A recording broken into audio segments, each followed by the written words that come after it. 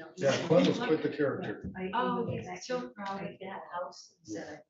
And he could just talk forever. I was just thinking you might think that I would be the one, but I shouldn't be. You are sure right. You're alive. Figured you were gonna say that. Okay, I'd like to call this meeting to order. Please rise for the pledge of allegiance and open silence. Pledge allegiance to the flag of the United States of America and to the republic for which it stands, one nation, under God, indivisible, with liberty and justice for all.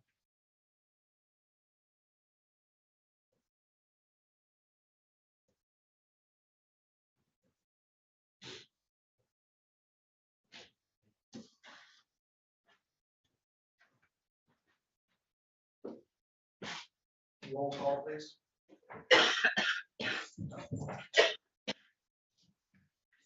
Commissioner Robbins. Here. Commissioner Rushton. Present. Chairman Bonnet. Here. Commissioner Wessel. Here. Commissioner Sotomayor. Here. Commissioner Alguier. Here. Commissioner Lautner. Present. All present. Thank you. So we have the board minutes here from the executive from February 8th and regular from February 15th.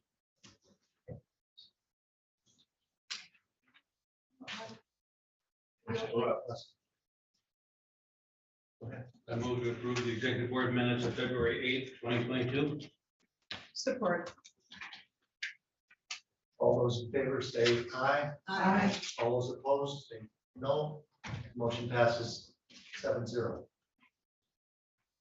Commissioner Wilson. I move to approve the regular session minutes February 15, 2022. Support. All those in favor say aye. Aye. All those opposed, no. Motion passes 7-0. Thank you. We'll move on to approval of the agenda. We have one late addition, and we also have the removal of number 9. Yeah, just on number 9 on the contract, we're not ready yet for those contracts. We'd like to postpone it until April. I move to approve the agenda as amended. Support. All those in favor say aye. Aye. All those opposed, no. Motion passes 7-0. And that brings us then to public comment. Any public comment at this time? Please come forward.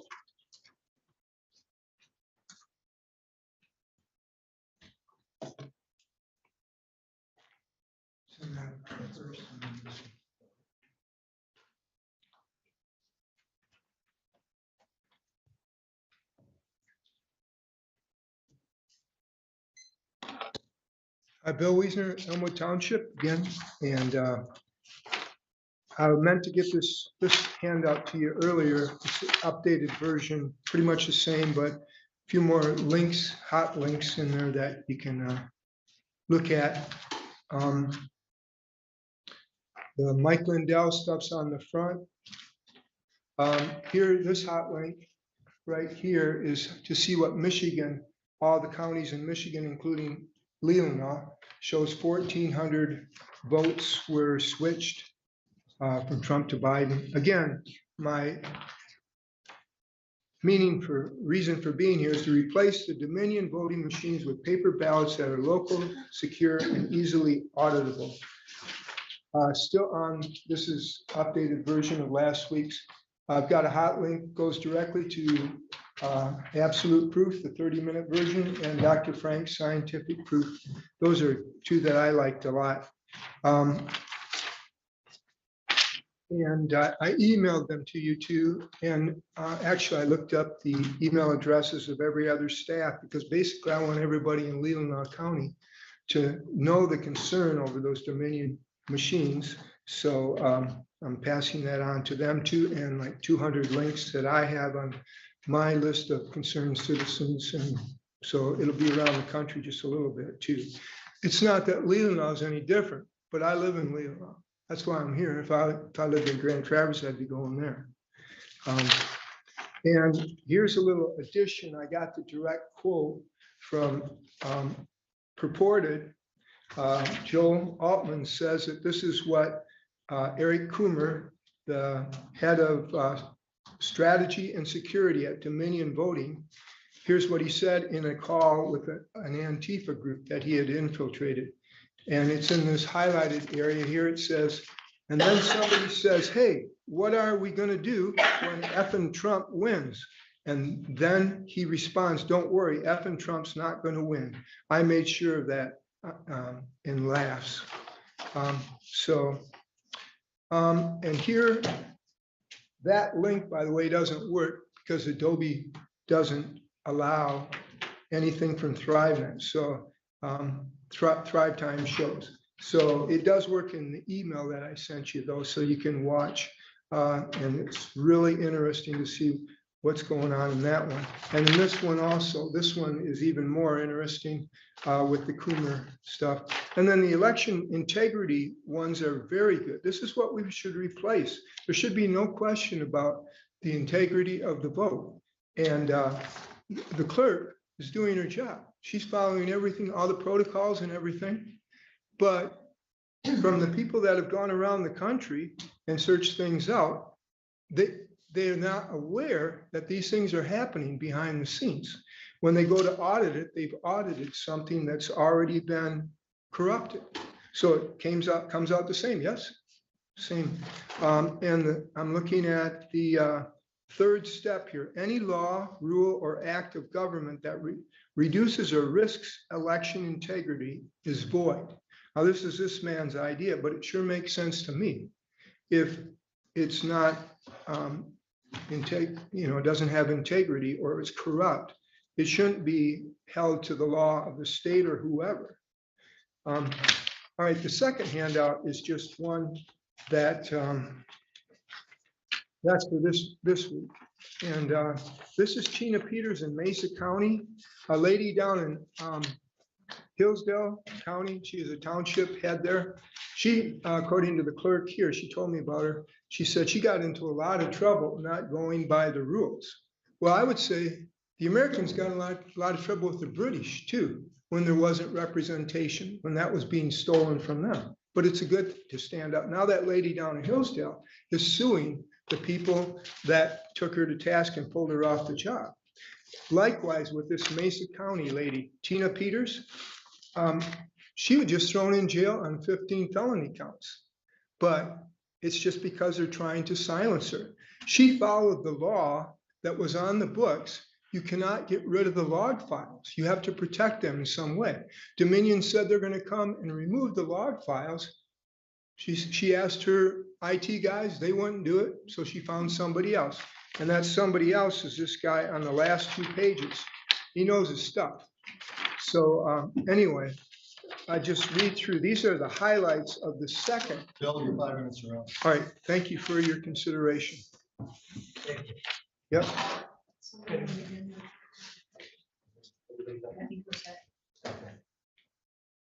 Any other public comment?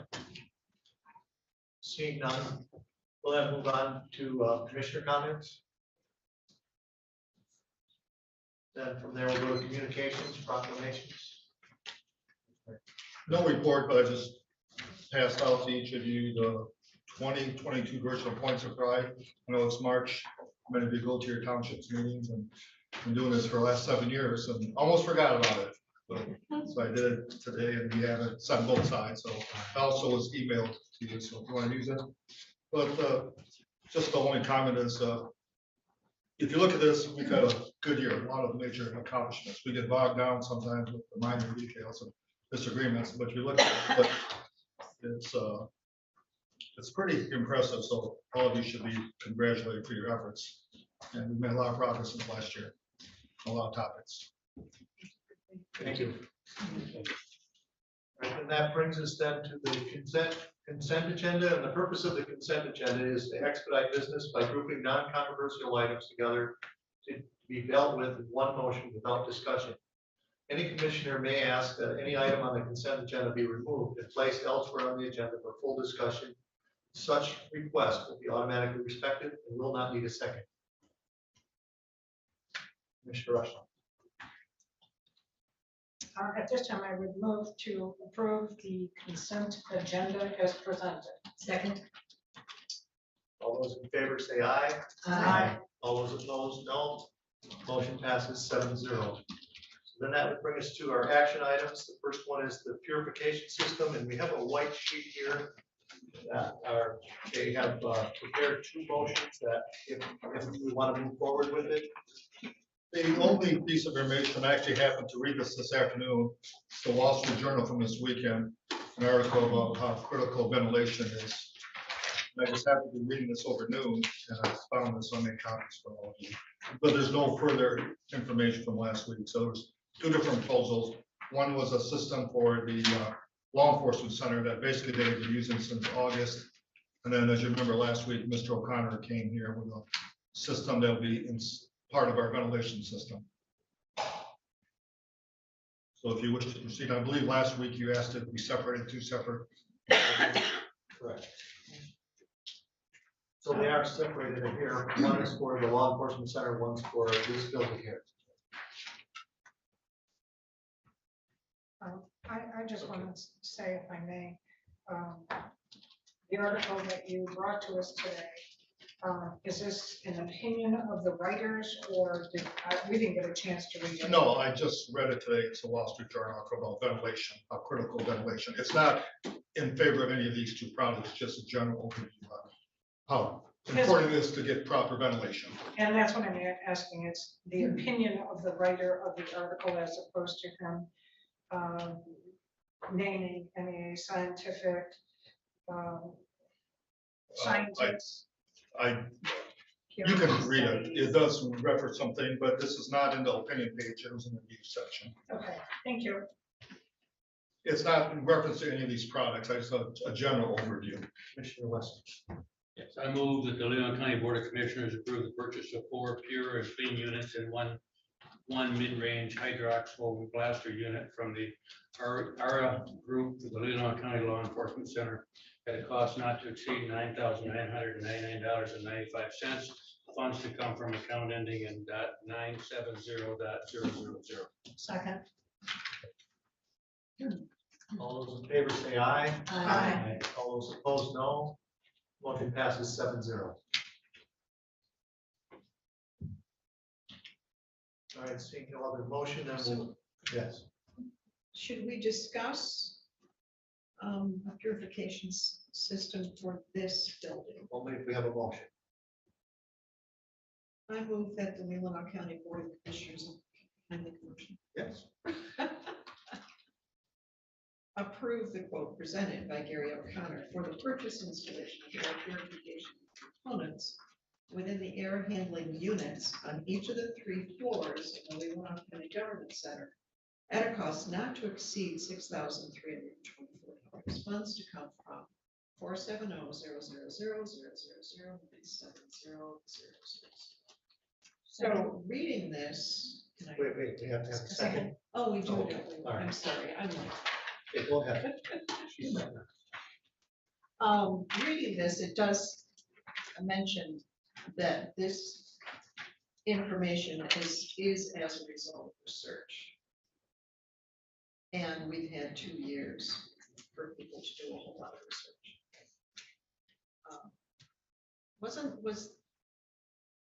Wasn't there, those are more expensive. So this was the least. the Well, less those are expensive. different. Those are portable units that can be moved around. They're better for a closed environment than next door is.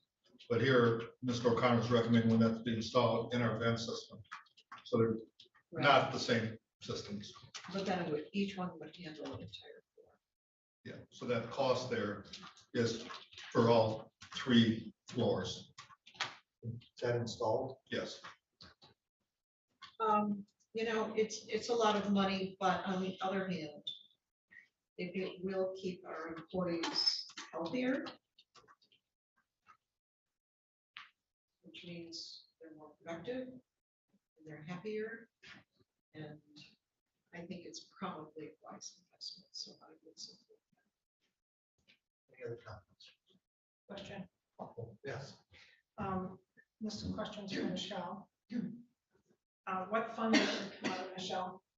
You know, I was just looking at these, and when we met last week, this is Capital Projects Building Fund, and I thought these were coming out of Matt's fund. This was a recommendation made last month by our finance director to use that. Okay, then this is Capital Projects Building Fund. Is This what was on Ford the said. agenda last month, was tabled. This Oh, was okay. the account sheet Okay, recommended. Sure, There's 30 on, you're correct. I'm saying, I'm just estimating, I think there's about $38,000 in there, in that fund that has not been allocated to the use for the project. And my next question is, I don't recall what the cost of maintenance for this is. Okay, for the ones next door, there's a filter that needs to be replaced. Those are about $150 each, and they have lasted anywhere from 2 to 3 years as the average. On this one, I don't believe there's any filters. It's a built-in into the system, because our system has filters on it. This is Gary brought you the thing here. I'm not an expert, so I can't answer, but I don't think there's a filter in what he's proposing, because the filters are part of our air ventilation system. Okay, so my understanding that to do 3 floors with the product that's going to be used over across the way, it's considerably less, and it does more if we were to install this in our existing system. Very little. For this building? For this building. Yes, yes. Now, why is it that we did not put the same system over there? First of all, they've been using those since August. The sheriff's half of them, and that's a closed building. You don't have people coming in at the door constantly open. People come in, the doors are closed. So in terms of air circulation, they work better in a closed environment than they would over here. Here, we would have to get, I think they estimate 10 of those. Yes, but I think you're making the argument for the blaster over there, but I'm saying Oh. make the argument for the system that's going Yeah, in here. Why doesn't that system work as well over Yeah. there? Because when you're talking about airflow, people coming and going, what difference does that make? When you have people coming and going, you're gonna still have the same volume of airflow, right? We're only talking about the system here. We're not, that system's already been decided. Yes, So, yeah. I realize. As I understand from Mr. O'Connor, and once again, this is not my expertise. For example, here, the doors are open constantly, people are coming in, air is flowing out. So he recommended that, he agreed with the sheriff's recommendation for that building, those 4 units worked well. this system won't work over there. But this system is different, so. Okay, that's what I was looking to reiterate. That's what according to what Gary said, and I asked him about, Yeah. there's units on the rooftop over there, and this kind of system can't be installed. That's, Okay. thank you. It's separated out, and they're different Yes. divisions, it would take too Yeah. many, and it wouldn't work properly. Thank you. Yeah, we have a complete different system in that building than we do Right. here. Thank you for, I And, forgot and that. Yes. and to have those kind of units here would be way too costly. He felt this was a much better system. But he also stated that the air is exchanged constantly. We're brought air in from outside and it's filtered and sent and this air is exhausted out right here. It's going out all the time. So we get a constant exchange of air from the outside in here.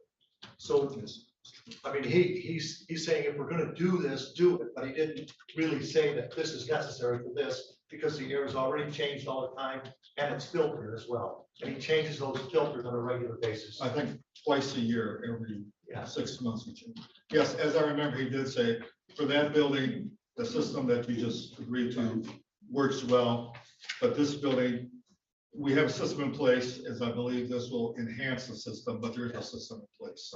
So if I may finish, Mr. Chairman, Yes. the point that I was making in referring to the sheriff's department as opposed to this building was to point out that to put this unit in here, it would be a redundancy.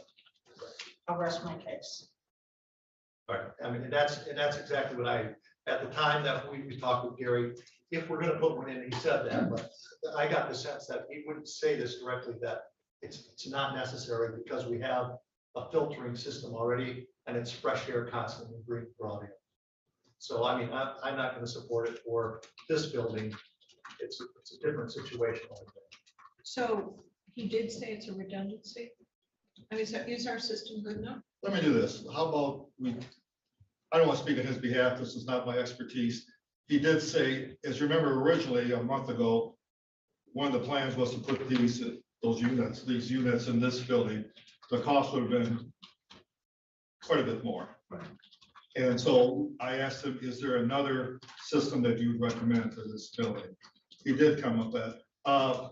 He was less than enthusiastic, I would say. Once again, I'm not speaking half, but I would feel comfortable if you at this time not take action on this building until we get those questions resolved. Because I hate to spend the money if we truly don't need to spend it. And it is spring coming and there's more air coming in the building. So then, if we find out it's redundant, then I would agree Yeah. not to do it. But what is that single unit?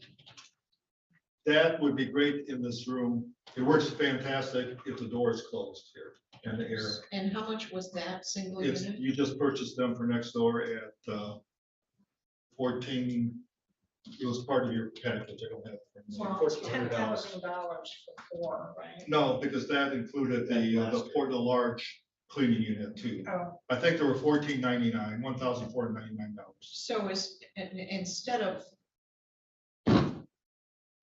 doing something redundant, if it proves to be redundant, we could do that for this room, which is the probably most public room. And we could take it downstairs. Well, and let put me- something going Let me on get there. some more research and we can come back next month. I would feel comfortable waiting until we get that issue resolved. I do like the idea of having at least that in public. There's no question for the law enforcement that works, and Gary did strongly endorse that. So we know that building's covered.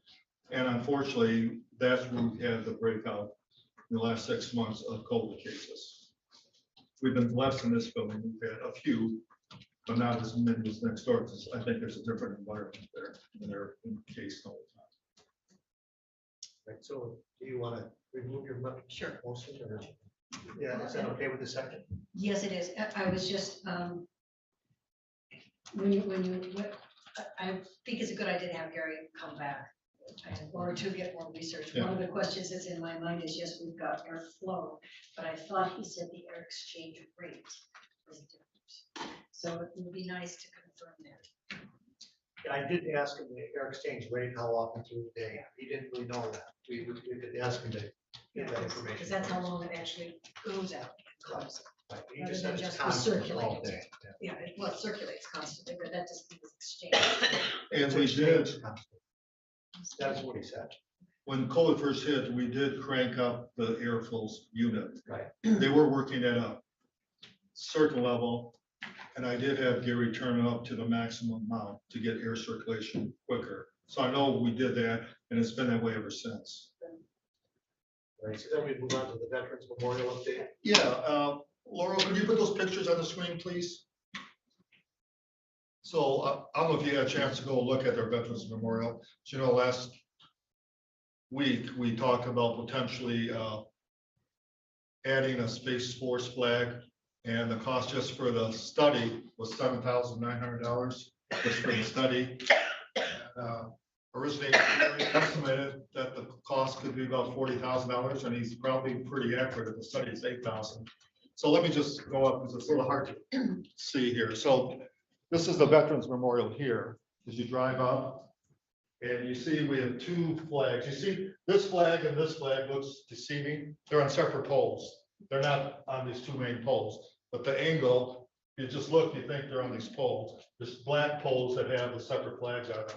So this is the American flag, and we have the POW flag flying there, which I'm not sure how that got, was that part of the original, or was added, I'm not sure. Next to it, we have the Michigan flag and the Leelanau County flag. And then around it, as you know, there's different branches of services. So this flag is not part of this pole, even though it looks like it. This flag is a separate pole in the back. It just looks like it is. So the question is, do we really want to spend $8,000? Several veterans have called me about this after the article came out in the paper. They were less than enthusiastic, and the comment is, let's wait at least till we have a veteran from the Space Force. What we could do is, as you drive up here, we have very nice flags. We have the Leelanau County flag, the state of Michigan flag, and the US flag. We could do, so the Leelanau County flag is featured here on the campus. Simple solution is, we could take the Leelanau County flag down, we could move the Michigan, state of Michigan flag under the US flag, which is proper. Protocol. Yeah, it's proper protocol. You see that at various places. And we could put the Space Force flag here. And if you want to add, we can add, still keep the POW. The Leelanau County flag is featured here already. So I'm not sure anyone would be upset if we were not flying the Leelanau County flag at the Veterans Memorial. If we did that, the flag could be raised and be proper recognition. At some point, if we have veterans, we may want to look at it, but to spend $8,000 just on a study, knowing it's probably gonna cost us $40,000, I'm not sure that's in anyone's best interest. And I don't think the veterans would appreciate that either. So I think that'd be a simple solution. We would honor the Space Force and have it flying there with the rest of the branches of service. Who thought of that? That is a great idea. I think Chet thought of that, so I want to thank you for. I think not, but that's okay. Oh, was it you? You thought- I was waiting, and actually, I think jointly, it was a joint Oh, decision. okay, it was a joint decision, okay. Mr. Bunnick also, and I had dialogue about that also. Okay. So I was gonna It's a great give you idea. both of Let's- you credit. Some great minds, right? Three great. All right, So, Well, that's a super, do you need a? well, I guess, since you moved to explore it, Yeah. do you endorse this concept? yeah, I would make the motion that we put the Space Force flag, you know, and Yes. set it up as you had recommended to us. I'll support that. Well, we can do that next week. Okay. Any other statements and questions about, all those in favor say aye. Aye. All those opposed, no. Motion passes 7-0. I don't know, wasn't sure. I think there were Seconded, three. I heard somebody. It was Yeah, one, we did. two, three. Commissioner Rock. All right, so then that brings us to the late edition, Commissioner Algeier. Yeah, I was concerned last week with a commissioner using headphones during the meeting. I think we do have a policy regarding use of cellular devices, and wearing headphones in the meeting just raises lots and lots of questions, both with other commissioners. I sure don't want to stop in the middle of a meeting and say, Commissioner Lautner, excuse me, what are you listening to on your headphones? I don't think it's fair to the public. And I think we really need to include that in our policy, that not using cellular devices also means not using headphones during our meeting.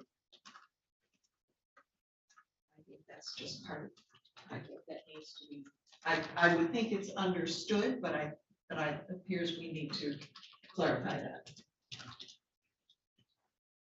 Commissioner Rock. So when we have commissioners attending via Zoom that are using earbuds, I think that's different. Than someone being here, because we don't have to attend by Zoom. We're not attending by Zoom here. well, what exactly does our policy say, Chair? Well, I don't think you passed a policy. I think in your rules, I believe we talked about that and that it's not advisable because any device you use during a public meeting becomes spoilable. So if you use your cell phone, if you use your iPad, any type of electronic device that's used during the meeting automatically becomes spoilable. And that's state law. So I think we talked about it. And I think one time we talked about not having cell phones, but people for personal reasons may need get emergency call and everything. So I think the chairman just advised everyone not to refrain from using electronic devices during the meeting. Correct. I believe what I said is that if you have a phone, try to keep it in your pocket if you can. You know, some people can't, they need it to be in communication for some reason. But that, you know, or if you have a second iPad or whatever, just know that it can be spoilable. But I don't know that, I don't know that we want to start setting every particular policy over every particular thing. Well, If if the board I- wants to, you can make a motion and. If I pick up my cell phone, it's obvious I'm talking with someone. if I have headphones on, no one knows whether I'm communicating or not. But it's pretty obvious if I pick up my cell phone, or if I'm tapping at it, which I don't do. You know, but if you've got headphones, then it's a real question. So then, if we were gonna allow headphones, I guess we'd have to check with every meeting if someone starts using headphones. We'd have to ask, can we ask what you're listening into? Mr. Rush. We can say the same thing. I'm looking down the row here, I see two computers. One's personal and one's public. Nothing stopped, and I see a phone. Nothing stops any commissioner from opening any sort of communication device and communicating with or without headphones. And that has happened in the past. And it's been talked about in the past to a certain degree, in private and somewhat in public. Okay? My recommendation would be, if you want to police every commissioner outside of the law, you're welcome to do that. Headphones are a little obvious. Well, it doesn't matter. Having an extra computer is a little bit obvious too. Who's to say somebody can't sit there and email somebody outside this building, get an opinion about something, and then vote? It's, what's different? So I could wear headphones and hook into somebody and just have them relay me information. In the same token, Good. all of those things can be FOIA'd. So if you want to open yourself up to that, go right ahead, is my point. There are certain laws that govern us as commissioners, but you're not going to stop all the communication that goes across this table, and there has been plenty of it over the years. I can attest to that. Well, I And know I'm as you, You have to let her and talk. you, I am sure, before you sat on this board, were communicated with historically. So, no, well, actually, no. I was told it was Maybe. not appropriate. maybe not. I was told it was not appropriate, so I Well, didn't. see, that's what happens. This is what happens. We're all adults. We all have to take responsibility for what we do when we sit at this bench. But if you want to police everybody, go ahead and put your motion on the floor. So since you assume that I was communicating with people up here, can I assume that that's what you're doing? Do I have other things on my desk? Do I have other things on my desk? Do I have a second computer? Do I have my phone on my desk? That is not the issue here today. So we can have headphones. Well, all I would say is if you're going to listen to something, or during the meeting, you should let the chairman know. We should know ahead of time that that's going on, so that if somebody questions it, that we can say that's what's happening. And that's really what I would say would be the best thing, if that's gonna happen. Commissioner Locke. Yes, thank you. By any means, anytime you have a question, feel free to ask.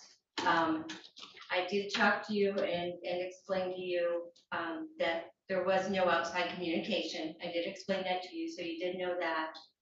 And I did find, actually, very interestingly enough, it was easier to hear the meeting with headphones in. I found that very, very interesting. So I don't know, for what it's worth. It cuts out outside. Any other comments? So if somebody has headphones, then at the beginning of the meeting, or we can just say, can we ask if you are attending another meeting, because I was told that's what was going on. I would think so, yeah, there's nothing wrong with asking that. And we're gonna say that if somebody's gonna be listening to another meeting or something on their phones, they need to run that by you first. I would ask that they do, I don't know if they have to, I would say that would be polite to do that. Be the proper thing, I think. So at least I know if someone calls me about it or asks me about it, I can answer. That's very nice.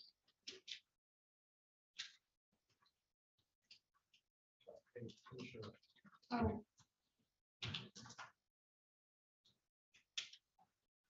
I'm not quite sure the objective of your addition on the agenda. What's your objective? Well, if nothing else, I'm very concerned about people in the audience seeing one of the commissioners with headphones on. That would raise a lot of questions for me. And I think it's fair for our people, like our administrator mentioned, anytime that happens, it's spoilable. But I think to be fair and honest to our constituents, I think it's fair that we appear that we are here fully attentive and not communicating, or there are just so many possibilities with headphones. Well, here's one other possibility, if I may. Some of us who are older than you young spring chickens have hearing issues. Spring chicken. Hearing issues. And sometimes it's a lot easier for a hearing impaired person to put a headphone in their computer to hear. There's a lag with Zoom. Doesn't matter. With the, It doesn't matter. You either hear it or you don't.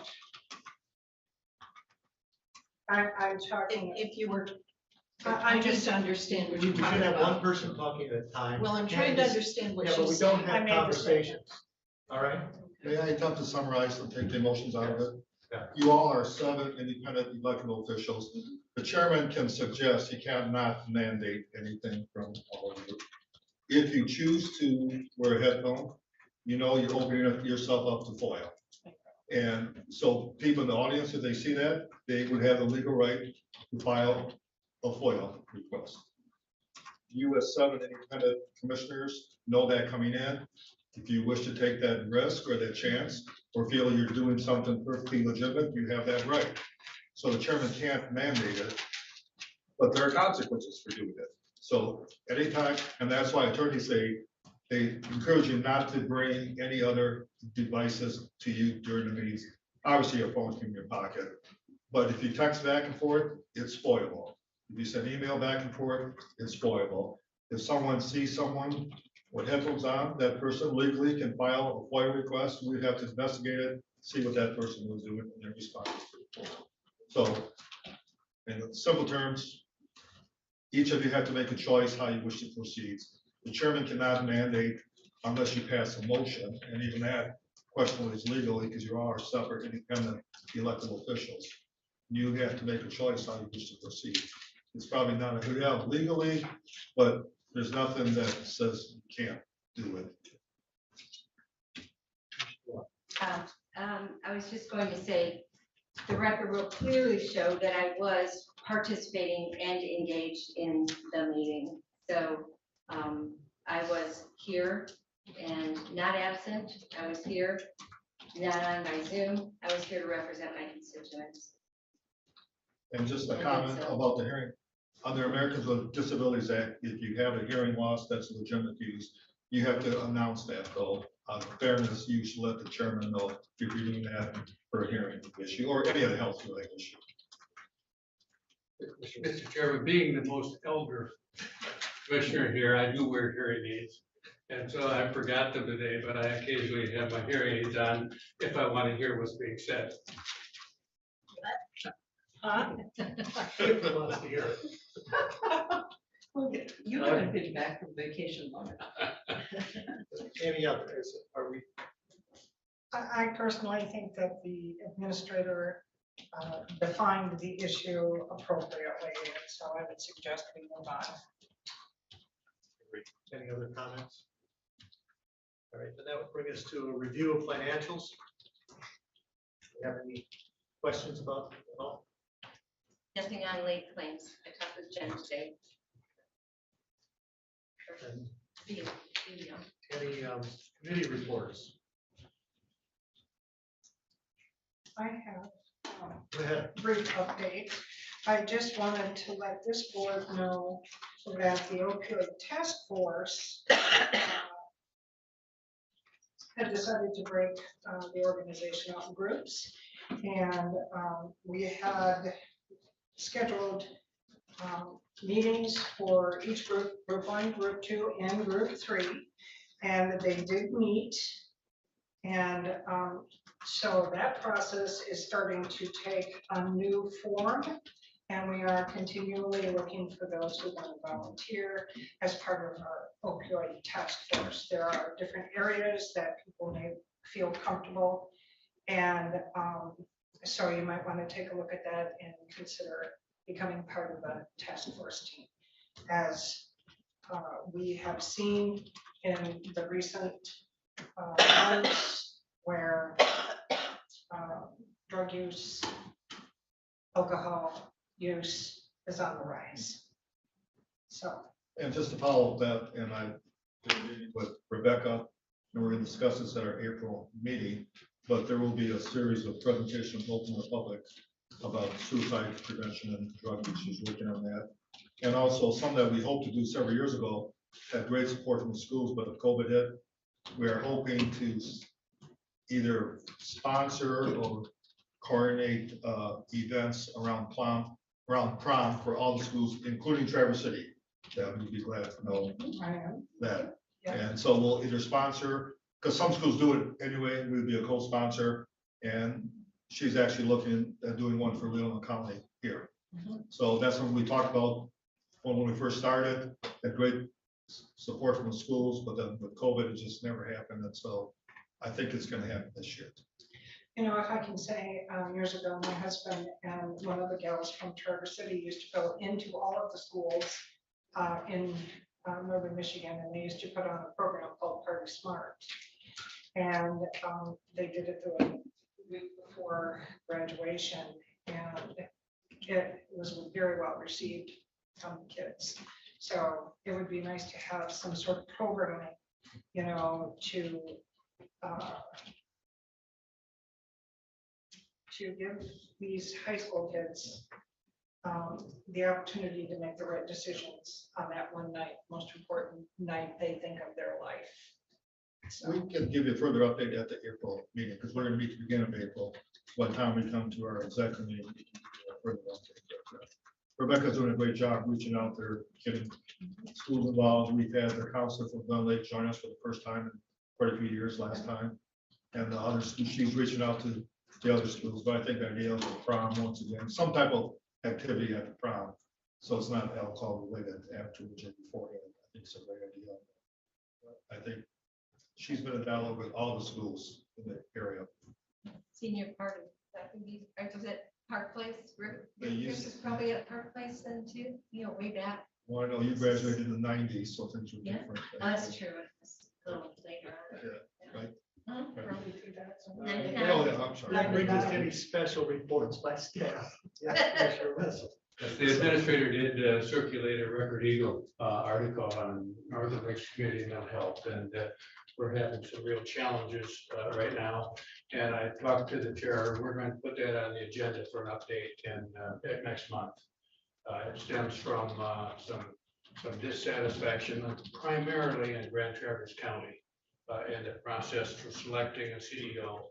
The article was pretty accurate that was sent to you, and I know that both Chet and Will talked to Grand Traverse County people, and there is concern. So we will give you a fair assessment and update at April meeting. And we do have a board meeting in Cadillac this week, and I hope someone else is out. Yeah, the chairmen of both counties and the administration of both counties met jointly here about a month ago. Talk about how we're going to proceed in the future. So it's a good idea to put it on the agenda in April.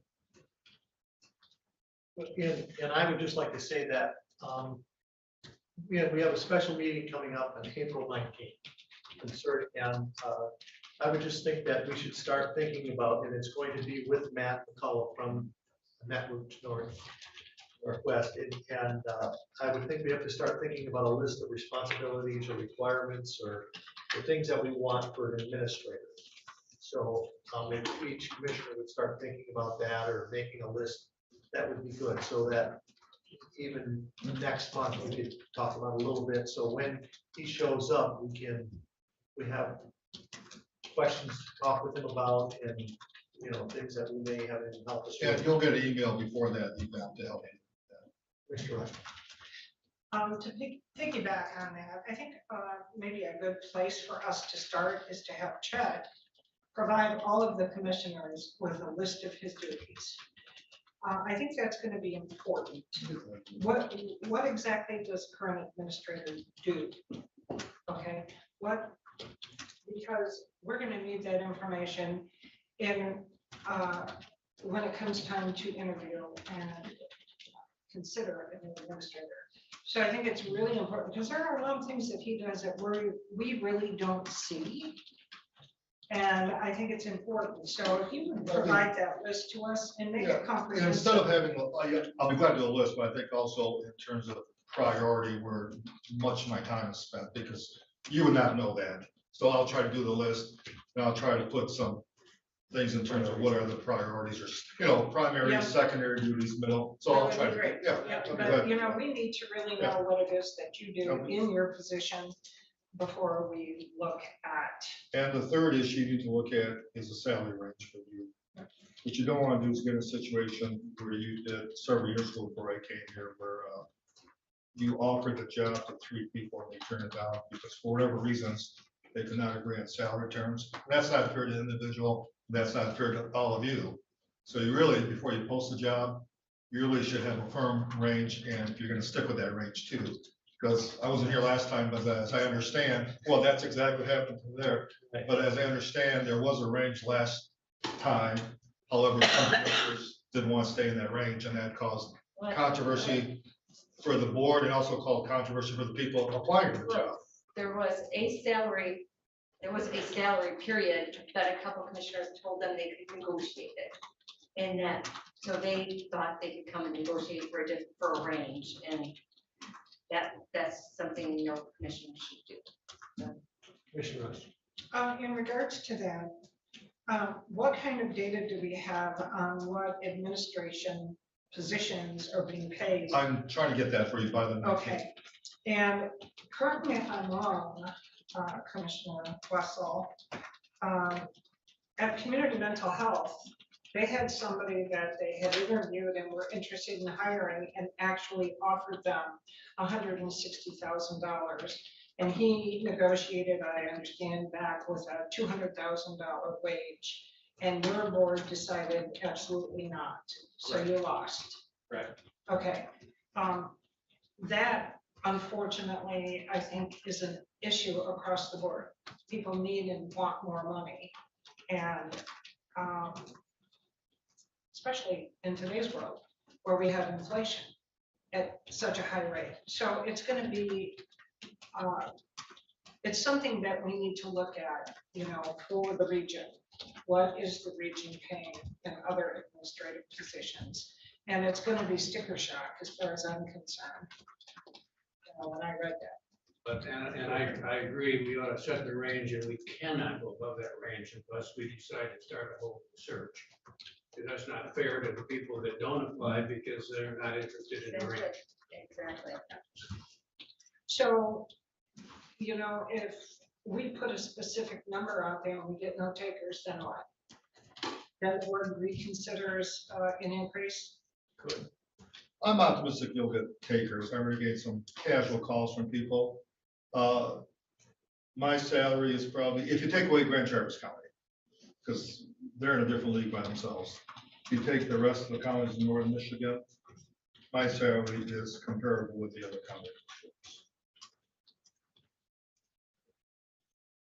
But it is important, once we set a range, once we set a criteria, that we all stick to it, that we don't, say, oh, we can negotiate that, or we can change this. We have to stick to it together, even if we don't like it. So, okay, so then that brings us then to public comment. Is there any other public comment? Please come forward. Hello, my name's Charlie Smith. I came to the meeting just to see what's what, and see what's going on. Is there any issues I need to know about? And interestingly, I heard some things that really got my brain working. Now, when you're discussing this issue with headphones, I have no idea what that specific situation was. That's immaterial, but I think what was lost is you got a line across here. Those doors are closed and you don't have an audience, you can come up with any agreements you want as far as what we're gonna do about headphones or hearing aids or whatever, and that works great. But from this side of the line, if you have an audience, Commissioner Algier brought up a good term and it was lost in the fray, and that is the appearance of impropriety. You don't have to be doing anything wrong for someone out here to make that assumption. And then once they've made that assumption, you've just created more issues for yourself. So I'm just offering a thought that you keep that in mind, it might smooth things out a little bit. Because that term has been around for a long time and I've run into it a lot of times. Just sharing. Secondly, I'll refer to you as Chet. We've only had dealings a couple times, but you will be missed. I'll guarantee that. You're what I call a stand-up guy. You talk straight. There's no glossing over anything. Let's just take care of it and move on. So I thank you for that and what you've done. And thank all of you. Thank you. All right, and that brings us to commissioner comment. I have one. I read the Record Eagle today and I saw that the Grand Traverse County Administrator was awarded award of leadership award today, and I thought he did a pretty good job, but we're sure fortunate that we had the leadership during COVID that we had. Thank you, Jeff.